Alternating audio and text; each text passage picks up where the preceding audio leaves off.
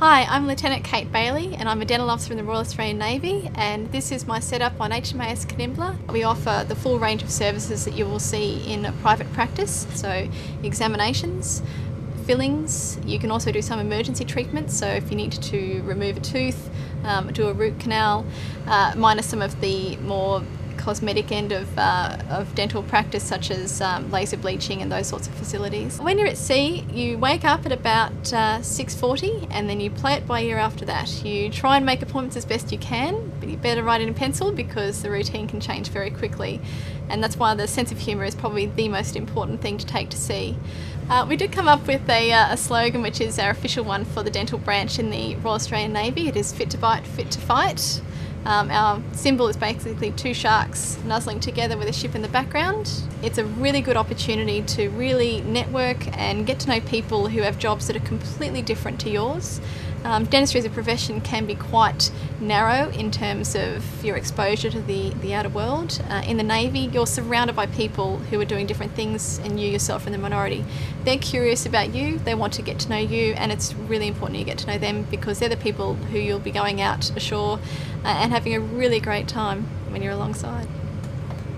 I do remember once when I was on, I think it was on HMAS Abrunta, and I was fortunate enough to be put up as I was the only woman on board for a short period of time, but for about a week I was the only girl using the bathroom facilities. But the amusing part was if I'd be in there brushing my teeth, everyone would be trying to brush their teeth longer than I was, and unfortunately as a woman we have quite an extensive routine when we're getting ready to go to bed, and so they were brushing their teeth for a long time. I joined the Navy as an undergraduate. With the undergraduate scheme, it's a little bit like a scholarship. The conditions of it are that you return 6 years of service in total from the start of when you're sponsored.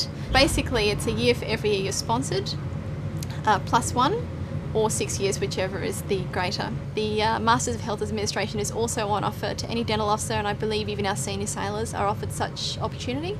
And that's mainly geared around the fact that we're hoping people will stay in and then become administrators to help guide the dental branch into the future.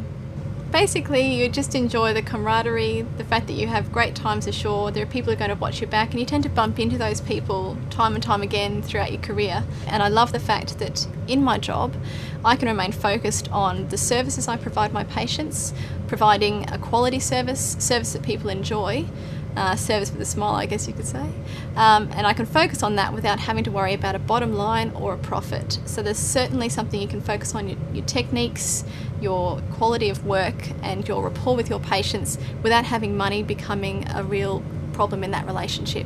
One of the strangest things about the military is if you put together every really exciting moment that you ever had, it sounds like the wildest ride ever.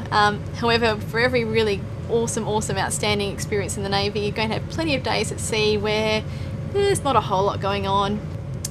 But then, only a few days ago, and then you have another really great experience. So I don't regret the decision, and it is quite exciting telling people about the different things that you do, which is going to be quite different from what they're doing.